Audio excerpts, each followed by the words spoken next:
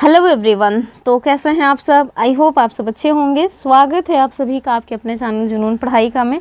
चलिए, जो हम लोग यूपी SSC PET के एग्ज़ाम के लिए पॉलिटी की प्रिपरेशन कर रहे हैं, साथ में जो जनरल अवेयरनेस में टॉपिक दिए हैं उसको भी हम लोग प्रिपेयर कर रहे हैं, तो वो सारे चीज़ें तो चलती ही रहेंगी। आज हम लोग जो प्रीवियस ईयर क्वेश्चन हैं उन्हें डिस्कस करने वाले हैं। तो 2021 में जो पेपर आया था, जो यूपी SSC पेट का पेपर हुआ था, उसको आज हम डिस्कस करेंगे। टोटल 3 पार्ट्स में डिस्कस करेंगे। आज ये पहला पार्ट आपको देखने को मिल रहा है, तो चलिए स्टार्ट कर रहे हैं। अगर आप लोग पहली बार चैनल पे आए हैं तो सब्सक्राइब कर लीजिए और साथ में बेल आइकन ज़रूर प्रेस कर दीजिए, ताकि नोटिफिकेशन जो है वो आपको डेली टू डेली मिलता रहे, क्योंकि डेली ही क्लासेस होती हैं। तो चलिए स्टार्ट करते हैं। क्या कुछ खास पॉइंट्स पूछे गए हैं ये हमें पता होने चाहिए, क्योंकि अगर आपको ये नहीं पता होगा कि प्रीवियस ईयर में किस तरह के क्वेश्चंस पूछे गए हैं, तो आप फिर जो तैयारी है सही दिशा में कर रहे हैं या नहीं कर रहे हैं ये भी नहीं समझ पाइएगा। तो चलिए, पहला जो टॉपिक है वो आप देखिए कि हिस्ट्री से रिलेटेड है। लगभग 10 क्वेश्चंस पूछे गए हैं हिस्ट्री से। एक तरह से आप देखिए तो सबसे बड़ा सेगमेंट है इतिहास का। हमारे पास पहला प्रश्न है कि भारत में शासन करने वाले दिए गए शासकों का कालानुक्रम जो है वो आपको बताना है, अर्थात क्रोनोलॉजी लगानी है। शेर शाह सूरी, अकबर, अलाउद्दीन खिलजी और इल्तुतमिश की। ठीक है, तो सॉरी, तो इसमें आपको पता चलेगा कि जो भी शासक दिए हैं सब अलग अलग वंश से दिए हैं। जैसे शेर शाह सूरी सूरी वंश से थे, अकबर जो है ये मुगल वंश से संबंधित हैं, अलाउद्दीन खिलजी खिलजी वंश से हैं, इल्तुतमिश जो है ना वो जो गुलाम वंश था उससे रिलेटेड है। तो ये तो एक तरह से बहुत इजी सा क्वेश्चन पूछ लिया गया है, क्योंकि अगर आपको ये पता हो कि कौन सा वंश पहले आया कौन सा बाद में आया, तो आप इस क्वेश्चन को सॉल्व कर सकते हैं। कभी कभी एक ही वंश से रिलेटेड क्वेश्चन पूछ लेते हैं कि आप चलो बताओ, मतलब मुगल वंश में ही पूछ लेंगे कि ये मतलब 4 लोगों के नाम दे देंगे और पूछेंगे कि चलो बताओ इनको क्रोनोलॉजी में, या फिर मतलब कि जो गुलाम वंश है उसी का दे देंगे या खिलजी वंश का दे देंगे। तो उस तरह के भी क्वेश्चंस के लिए आपको प्रिपेयर रहना पड़ेगा। हालांकि इस क्वेश्चन का आंसर हम लोग देखेंगे। तो आप देखिए, सबसे पहले इन सब में जो आया है वो कौन सा आया है, तो वो आया है इल्तुतमिश। क्यों इल्तुतमिश की हम बात कर रहे हैं, क्योंकि आप देखिए सर्वप्रथम 1206 में हमारे यहाँ जो मतलब कि गुलाम वंश है ना, इसकी स्थापना होती है। किसके द्वारा? कुतुबुद्दीन ऐबक के द्वारा। और यहीं से ना दिल्ली सल्तनत की जो शुरुआत है वो आपको देखने को मिल जाती।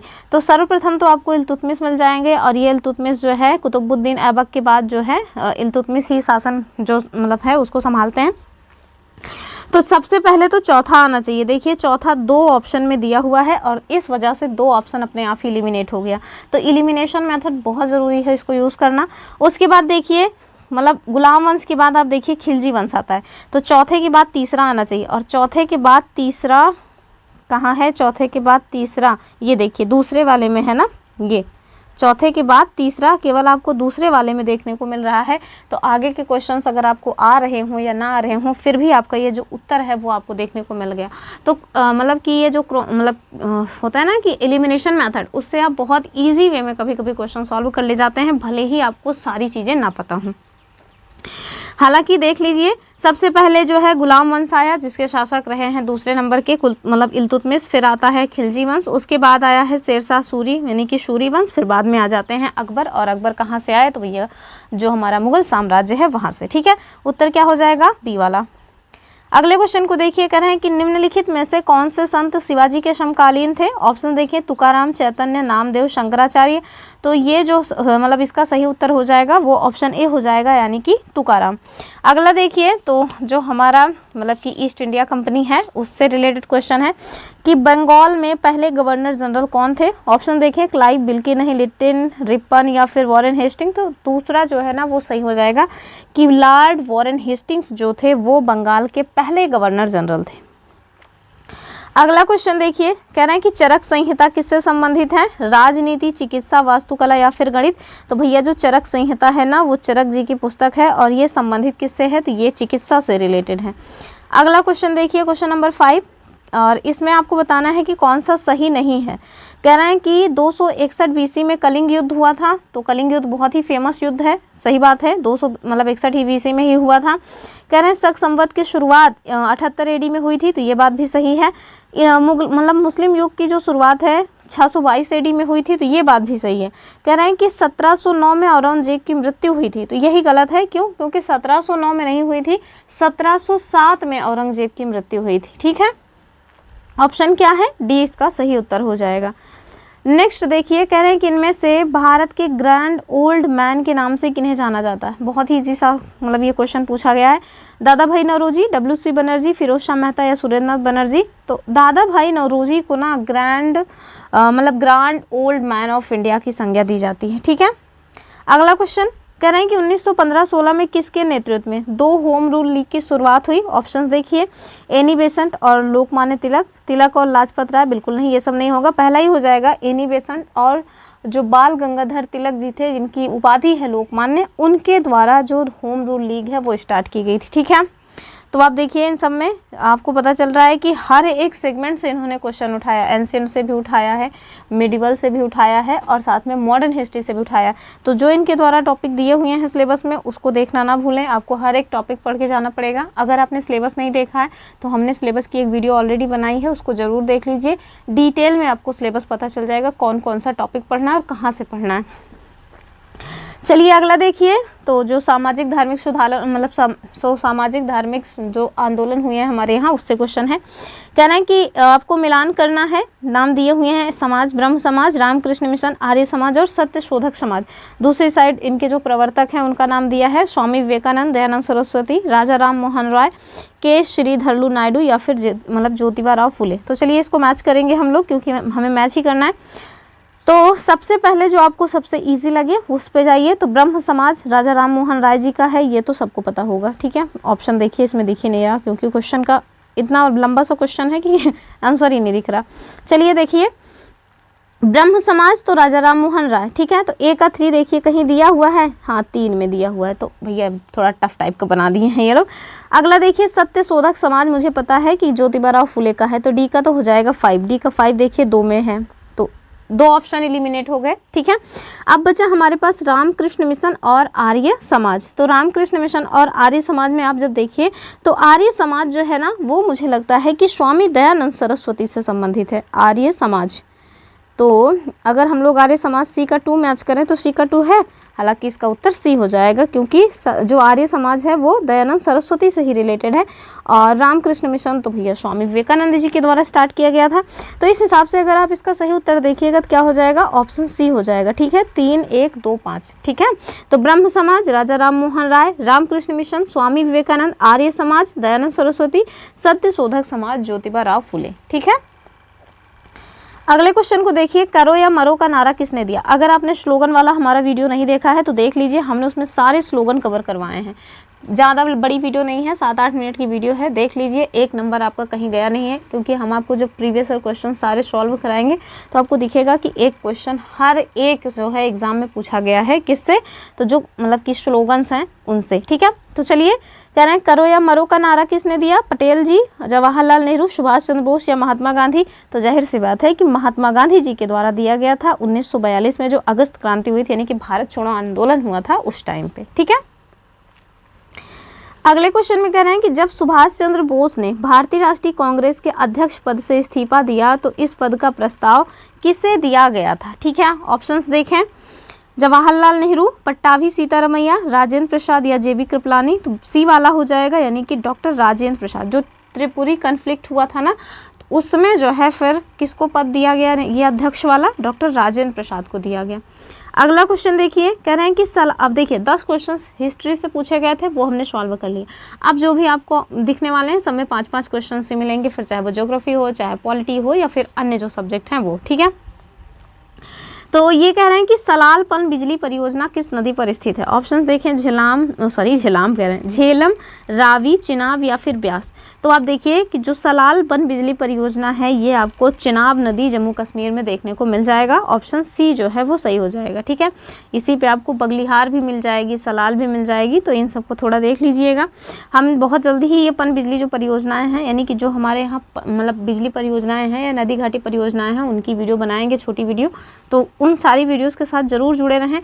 स्पेशली जो अभी हम पॉलिटी करा रहे हैं उसके साथ ज़रूर जुड़िए आप, मतलब एक सिंगल क्वेश्चन शायद ही बच के निकलने पाए आपके हाथ से और थोड़ा डिटेल में करा रहे हैं और इस तरह से करा रहे हैं कि आप खुद भी किसी को पढ़ा सकें।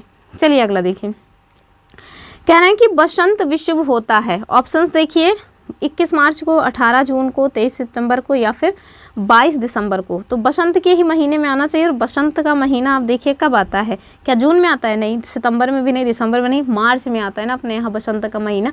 तो उत्तर क्या हो जाएगा? यही पहला वाला ही हो जाएगा, ठीक है। यानी कि 21 मार्च को आता है बसंत विषु। ये क्वेश्चन भैया बहुत पूछा जाता है, खेतड़ी वाला, ठीक है। मतलब MTS से लेकर के SSC के हर एक एग्ज़ाम में पूछा गया है, पता नहीं क्या है ऐसा खास लोगों की नज़र में। ये कह रहे हैं कि राजस्थान में खेतड़ी परियोजना किसके उत्पादन के लिए प्रसिद्ध है? ऑप्शंस देखें, जस्ता, इस्पात, तांबा या फिर एल्यूमिनियम। तो जाहिर सी बात है भैया तांबा हो जाएगा, क्योंकि जो राजस्थान का खेतड़ी है ना वो तांबा उत्पादन के लिए जाना जाता है, ऑप्शन सी। ये देखिए कह रहे हैं काजीरंगा राष्ट्रीय उद्यान कहाँ स्थित है? तो मैंने राष्ट्रीय उद्यान यानी नेशनल पार्क की भी वीडियो बनाई है, अगर आपने नहीं देखा है तो उसे ज़रूर देख लीजिए, 10-15 मिनट की वो भी वीडियो है। पूरा मैंने मैप में ही डिटेल में पढ़ाया हुआ है, तो इन क्लासेस के साथ जुड़ना ना भूलें। कह रहे हैं कि काजीरंगा राष्ट्रीय उद्यान कहाँ स्थित है? ऑप्शन देखें, MP, असम, वेस्ट बंगाल या फिर केरल। तो जाहिर सी बात है कि असम हो जाएगा, ऑप्शन बी वाला, ठीक है। अगले क्वेश्चन में कह रहे हैं निम्नलिखित में से कौन सी हिमालयी नदी तंत्र की नदियां हैं? तो हिमालय से जो निकलने वाली नदियां हैं उनके बारे में आपको बताना है। कावेरी, गंगा, ब्रह्मपुत्र या गोदावरी। तो आप देखिए मतलब कावेरी और गोदावरी ये सभी तो दक्षिण भारत की नदियां हैं, और हिमालय हमारा उत्तर भारत में है, तो ये तो वैसे ही नहीं होंगी। तो कावेरी और गोदावरी जहाँ जहाँ हैं उनको निपटा दीजिए पहले ही। तो एक यहाँ है, ये भी नहीं होगा, 4 यहाँ है, ये भी नहीं होगा, यहाँ ये भी नहीं होगा। देखिए दूसरा और तीसरा हो जाएगा, ठीक है। भले ही आपको सारे ऑप्शंस ना पता हों, लेकिन अगर 2 ऑप्शन आपको पता है कि गोदावरी और कावेरी दक्षिण भारत की नदियां हैं, तो ये हिमालयन नदी तंत्र का कैसे हो सकता है, तो भी आप ये क्वेश्चन सॉल्व कर सकते थे। ज़रूरी नहीं है कि हमें सब कुछ आता हो, कभी कभी ना कुछ आने से भी बहुत कुछ हो जाता है। तो ऑप्शन इसका जो बी है वो सही हो जाएगा। अगले देखिए, ये जो है कहाँ से आया क्वेश्चन है? तो 5 क्वेश्चन देखिए ज्योग्राफी से पूछा गया था। अब जो 5 क्वेश्चन था ना वो आपको इकोनॉमी से मिलेंगे। कह रहे हैं कि बैंक दर का अर्थ क्या होता है? ऑप्शन देखें, साहूकारों द्वारा ली जाने वाली ब्याज दर। तो वैसे ही बेकार है, क्योंकि ये मतलब कि जो साहूकार वगैरह लेते हैं वो मतलब किसी तरह का प्रॉपर तरीके से नहीं लिया जाता ना, मनमानी तरीके से लेते हैं, तो ये नहीं होगा। अनुसूचित बैंकों द्वारा ली जाने वाली ब्याज दर, अच्छा। फिर कह रहे हैं कि बैंकिंग संस्थाओं के लाभ की दर, नहीं। देश के केंद्रीय बैंक द्वारा ली जाने वाली आधिकारिक ब्याज दर, तो यही हो जाएगा डी वाला, ठीक है। तो जो बैंक दर है यानी कि जो बैंक रेट है वो क्या होता है? एक सेकेंड, ये जो क्या पागलपन है इसका। तो देखिए जो बैंक रेट है, बैंक रेट इसका मतलब क्या होता है? Bank rate. तो सपोज दैट जो हमारी बैंक्स हैं ना, जैसे पंजाब नेशनल बैंक है, वो हमारी केंद्रीय बैंक RBI के पास जाए कि हमको जो है पैसे चाहिए, पैसे बोरो करने जाए, तो RBI उनसे जिस रेट पर उनको जो है ब्याज देगी, यानी कि इतना दर आपको देना पड़ेगा, तो वो जो रेट लिया जा रहा है ना वही होता है बैंक रेट। यानी RBI जो अन्य बैंकों को पैसा उधार देती है तो जिस दर पे देती है उसको कहा जाता है बैंक रेट, ठीक है। चलिए अगला क्वेश्चन देखिए। कह रहे हैं कि यदि RBI नगद कोषानुपात को घटा दे तो साख सर्जन पर क्या असर पड़ेगा? हालांकि ये जो हिंदी वाली लैंग्वेज है ये बहुत टफ टाइप की है। क्यों टफ है? तो मतलब कोष क्या है, क्या लिखा है? कोषानुपात। ये अपने आप में ही मतलब लग रहा है कि क्या पूछ रहे हैं, तो ये कुछ खास नहीं पूछ रहे हैं। इनका पूछना है कि सपोज दैट जो RBI है ना, अगर वो CRR को घटा दे तो फिर जो साख है, साख मतलब जो पैसा है, मार्केट में जो पैसा है उस पर क्या असर पड़ेगा?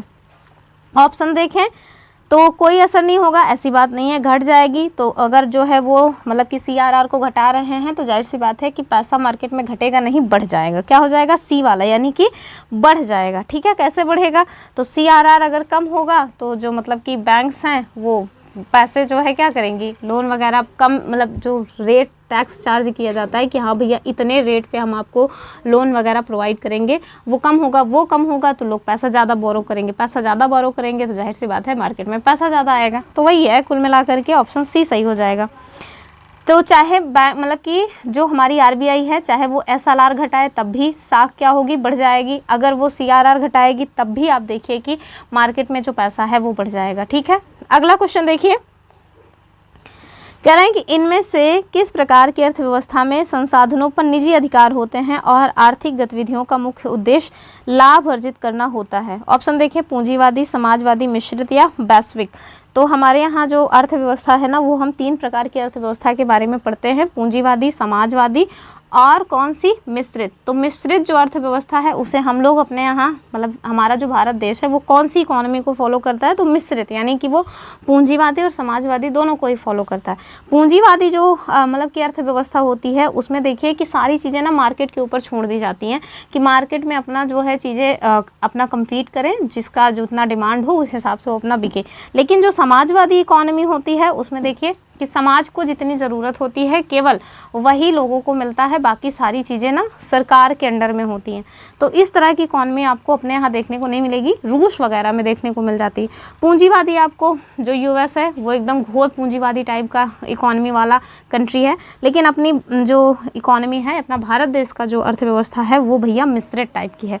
तो ये क्या कह रहे हैं, कह रहे हैं कि कौन सा है जिस पे निजी अधिकार होते हैं और आर्थिक गतिविधियों का जो मुख्य उद्देश्य होता है ना वो लाभ अर्जित करना होता है, तो ये भैया पूंजीवादी हो जाएगा। ठीक है, अगला क्वेश्चन देखिए, कह रहे हैं कि 100 रुपए के नोट पर किसके द्वारा जो हस्ताक्षर यानी कि साइन है वो किया जाता है, आरबीआई के गवर्नर, भारत के राष्ट्रपति, वित्त मंत्री या फिर वित्त सचिव।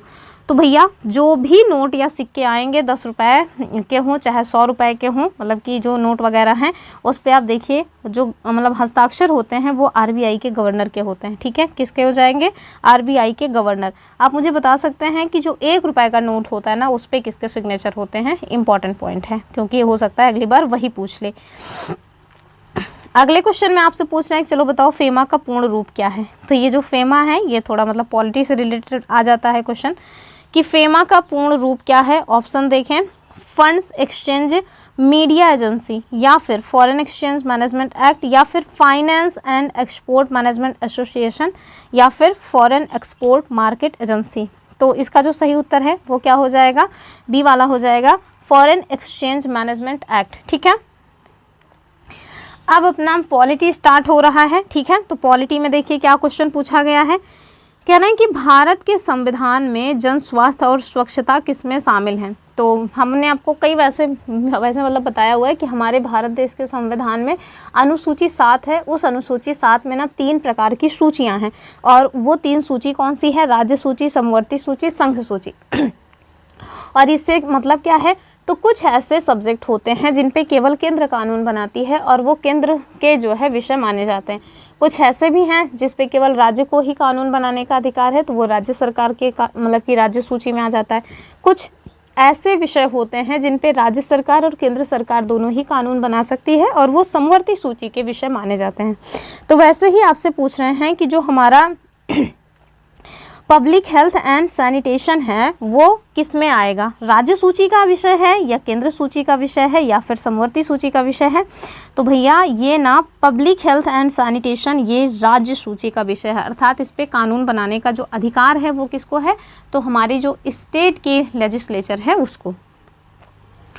अगला देखिए कि भारत में पंचायती राज व्यवस्था किसके अंतर्गत रखी गई है। तो आप जब अनुच्छेद 40 पढ़ेंगे तब आपको पता चलेगा कि पंचायती राज व्यवस्था जो है वहाँ पे है, और वो कहाँ आ जाएगा, तो राज्य के नीति निर्देशक तत्व में आ जाएगा। अभी हम लोग तो मौलिक अधिकार स्टार्ट किए हुए हैं, अभी 2-3 क्लासेस टोटल हुई ही हैं पॉलिटी की, तो बेसिक चीज़ें अभी चल रही हैं, लेकिन अगर आप रेगुलर जुड़े रहेंगे तो जाहिर सी बात है कि कुछ नहीं छूटेगा आपसे। चलिए अगला देखिए, कह रहे हैं कि शिक्षा का अधिकार एक मौलिक अधिकार है, ये कहाँ से संबंधित है, आर्टिकल 21 से, आर्टिकल 19 या फिर 29-30 या फिर इनमें से कोई नहीं। तो जाहिर सी बात है कि ये हमारा मौलिक अधिकार है अनुच्छेद 21A के तहत। अगला देखिए, कह रहे हैं निम्न में से किसने संविधान सभा में उद्देश्य प्रस्ताव रखा। तो मतलब उद्देश्य प्रस्ताव अर्थात प्रियम्बल, हमारे उसमें ना डायरेक्ट नहीं दिया हुआ है कि आपको प्रियम्बल पढ़ना है, लेकिन प्रियम्बल से क्वेश्चन बनते हैं। क्यों? क्योंकि वो हमारे भारतीय संविधान की एक विशेषता है। तो उत्तर देखिए इसका क्या हो जाएगा कि किसके द्वारा ये उद्देश्य प्रस्ताव रखा गया था, नेहरू जी, महात्मा गांधी, अंबेडकर जी या फिर BN राव। तो उद्देश्य प्रस्ताव जो रखने का काम किया गया था वो जवाहरलाल नेहरू जी के द्वारा, ऑप्शन ए। कह रहे हैं कि भारतीय संविधान के किस अनुच्छेद में अल्पसंख्यकों के हितों का जो संरक्षण है उसकी बात की जाती है।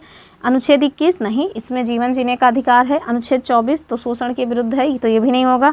29-30 आप देखिए कि जो अल्पसंख्यक के हित है ना उनसे रिलेटेड है, तो उत्तर क्या हो जाएगा, ऑप्शन सी वाला। अगला क्वेश्चन साइंस से आ गया है कि ठोस चालक में धारावाहक होते हैं क्या, प्रोटॉन, न्यूट्रॉन, मुक्त इलेक्ट्रॉन या इनमें से कोई नहीं।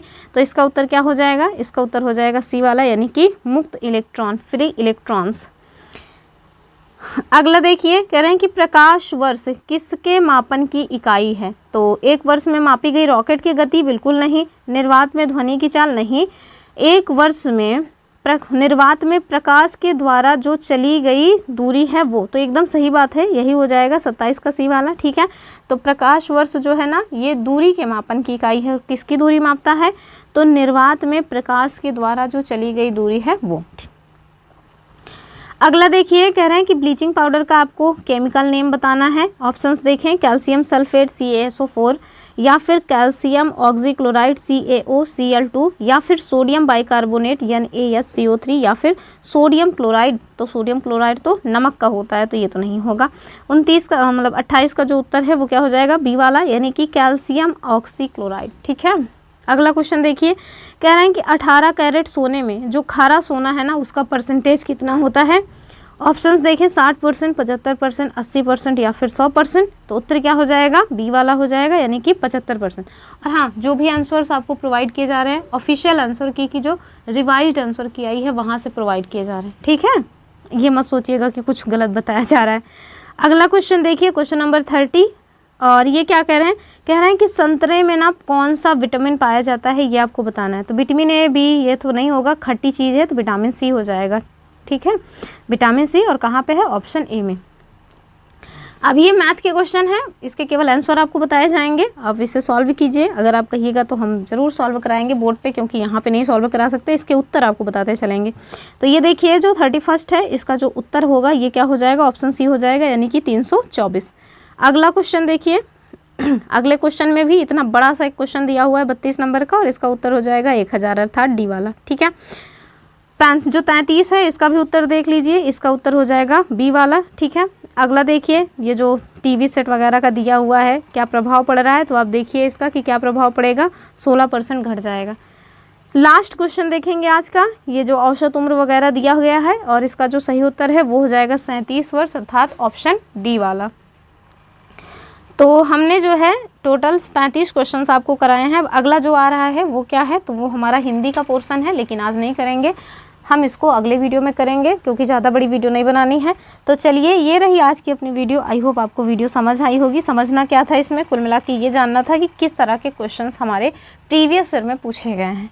तो चलिए, फिर मिलेंगे अपनी अगली वीडियो में, और डेली क्लासेस के साथ ज़रूर जुड़ें। वीडियो का जो मतलब नोटिफिकेशन होता है ना, उसको ऑन करके रखें, ऑल नोटिफिकेशन वाला, जिससे आपको डेली टू डेली जो क्लास